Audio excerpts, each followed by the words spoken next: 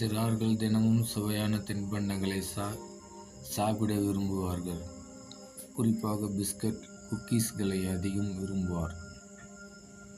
கடைகளில் விற்கப்படும் தின்பண்டங்கள் தரமாக இருப்பதில்லை. இது பற்றிய அதிர்ச்சியான தகவல்கள் வெளியாகி அம்மாக்களை பீதியடைய செய்கின்றன. சிறியவர்கள் முதல் பெரியவர்கள் வரை அனைவரும் பிஸ்கட்டுகளை கடையில்தான் வாங்க வேண்டுமா? வீட்டிலும் சுவையான பிஸ்கட் செய்யலாமே. தேவையான பொருட்கள்: கோதுமை மாவு 1 கப், ஏலக்காய் தூள் 1/4 ஸ்பூன், ஜாதிக்காய் தூள் 1 சிட்டிகை, உப்பு 1 சிட்டிகை. இதையும் படிங்க.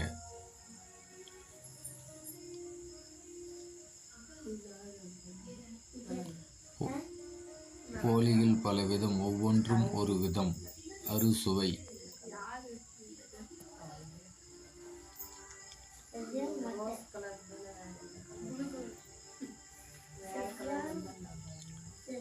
சர்க்கரை 1 கப், பால் 4 ஸ்பூன்.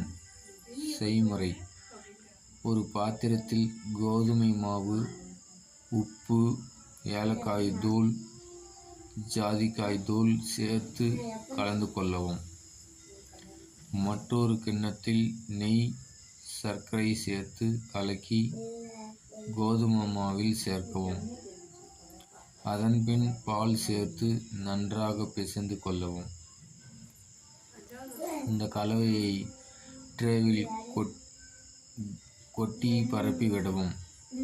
முள் கரண்டி வைத்து மாவு கலவையில் அங்கங்கே லேசாக குத்தி விடவும். அதன்பின் வட்ட வடிவமாக வெட்டவும். இதனை பேக்கிங் ட்ரேவில் வைத்து மைக்ரோ ஓவனில் வைத்து 20 நிமிடங்கள் பேக் செய்தால் சுவையான மெருமெரு பிஸ்கட் தயார்.